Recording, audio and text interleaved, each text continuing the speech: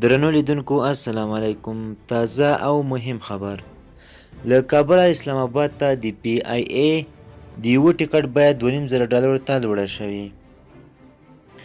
پاکستان ته تلونکي افغان وایي د الوتکو د ټکټونو بیې ډېرې لوړې شوې او د ځمکې لارې پرې پاکستاني چارواکو تړلې دي.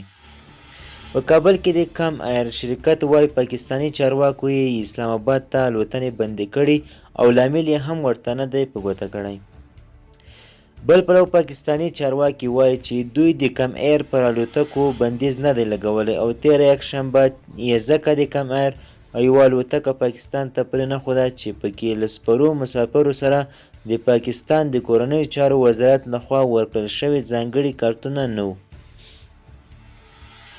مسافر وایي 3 ساعته په الوتکه کې له انتظار وروسته ورته وویل شول چې د پاکستان د هوایي کنټرول اداره اجازه نه ورکوي چې الوتنه وکړي. یو شمېر افغانان چې غواړي د پاکستان ته لاړ شي له بي بي سي سره په خبرو کې وویل موږ د پاکستان ویزې هم پر خپلو پاسپورټونو لرو خو اجازه نه راکول کیږي چې د ځمکې له لارې پاکستان ته لاړ شو. د 13 اګست میاشتې پر 15مه نیټه پر کابل د طالبانو له کنټرول یوه اونۍ وروسته د پاکستان پی آی ای شرکت کابل ته الوتنې پیل کړې چې بیا وروسته کم ایر شرکت هم اسلام آباد ته الوتنې پیل کړې.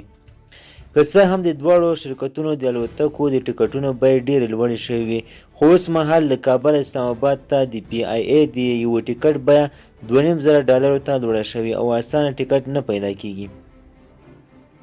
د 13 سپتمبر میاشتې پر 10مه نیټه د پاکستان د لومړي وزیر یوه سلاکار شهزاد ارباب ویلي چې لومړی وزیر خان امر کړی چې پر تورخم دروازه به د پاکستان له ویزې پرته بل هیڅ سند ته اړتیا نه وي او افغانان به کولی شي په